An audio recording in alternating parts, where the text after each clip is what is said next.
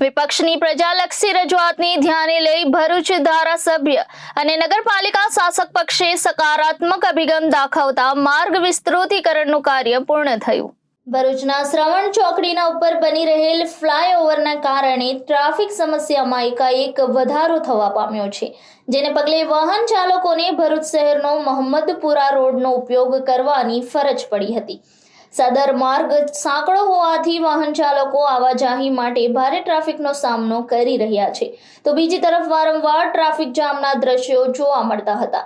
આ સમસ્યાને ધ્યાને લઈ નગરપાલિકા વિપક્ષ દ્વારા ભરૂચ ધારાસભ્ય સહિત નગરપાલિકાના સત્તાધીશોને માર્ગ પહોળો કરવા માટે અસરકારક રજૂઆત કરી હતી। ટ્રાફિક સમસ્યાની ગંભીરતાને લઈને ભરૂચના ધારાસભ્ય રમેશભાઈ મિસ્ત્રી, નગરપાલિકા પ્રમુખ સહિતની નગરપાલિકાની ટીમે વિપક્ષ નેતા શમશાદ સૈયદ તેમજ સભ્યો સલીમ અમદાવાદી, હેમેન્દ્ર કોઠીવાલા, ઇબ્રાહીમ કલકલના ઓને સાથે રાખી ટ્રાફિકવાળાનું માર્ગનું નિરીક્ષણ કર્યું હતું અને સદર માર્ગને પહોળો કરવા મંજૂરી આપી હતી। આ સાથે માર્ગ પર રહેલ દબાણ સહિત નડતર રૂપ વીજ પોલને હટાવવા આદેશ કર્યો હતો। નગરપાલિકાની હકારાત્મક ભૂમિકાને પગલે ગતરોજ મોડી રાત સુધી રોડની કામગીરી કરાતા વાહન ચાલકોમાં ખુશીની લહેર પ્રસરી જવા પામી હતી।